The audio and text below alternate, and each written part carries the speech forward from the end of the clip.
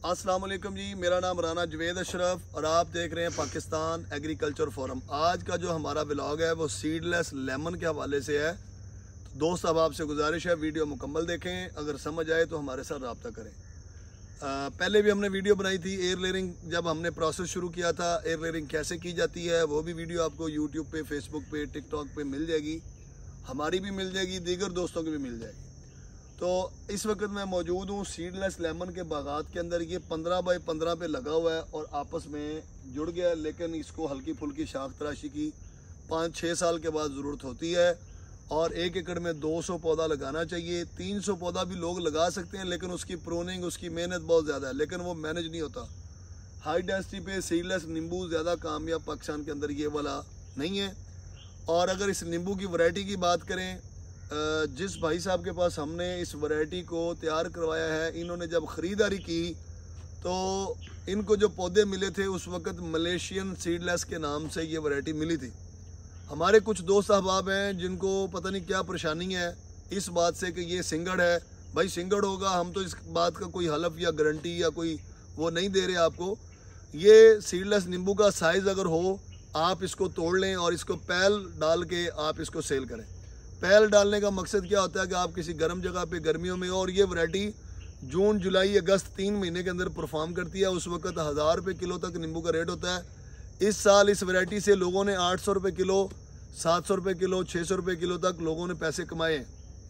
और सिंध के अंदर सीडलेस नींबू की जगह पे देसी नींबू लगा हुआ था, जो कि अब ख़त्म हो चुका है बीमारियों की वजह से, सैलाब की वजह से, मौसमियाती तब्दीली की वजह से।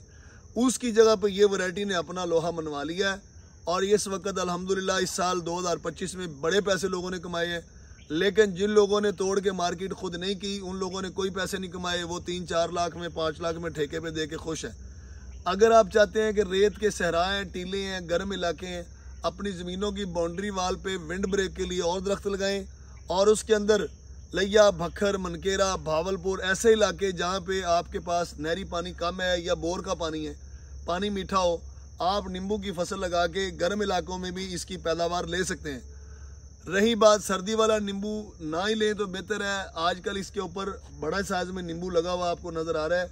इस साइज़ का जो नींबू है वो आजकल मिचल कंपनी वाले लेते हैं 800 से 900 रुपये मन। अगर आप समझते हैं कि आपके अखराजात पूरे हो सकते हैं तो आप तोड़ के उनको भी सर्दी में सेल कर सकते हैं।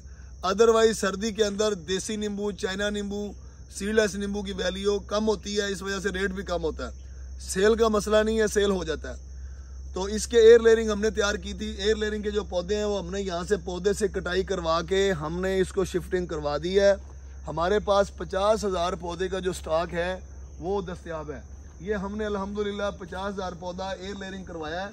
उसमें से देखो अब कितने चलते हैं, ये आप दोस्त अहबाब को नज़र आ रहे होंगे, जूम करके दिखा दें। एयर लेयरिंग को हमने फ्रूट वाली ब्रांच को इधर शिफ्ट करवा दिया है।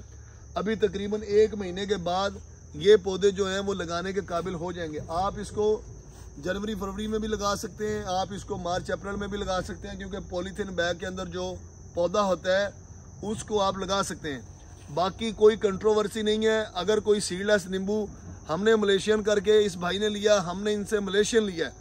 अगर कोई बंदा मलेशियन नींबू लेना चाहता है, कोई इसको सिंगड़ कह रहा है तो भाई सिंगड़ समझ के लेना चाहता है, सीडलेस नींबू की बात करें तो वो आप हमारे साथ रब्ता कर सकते हैं। सेल का कोई प्रॉब्लम नहीं है। इस साल माशाल्लाह करोड़ों रुपए में लोगों ने बागात बेचे हैं, जिसके 50 एकड़ थे, 25 एकड़ थे, 35 एकड़ थे।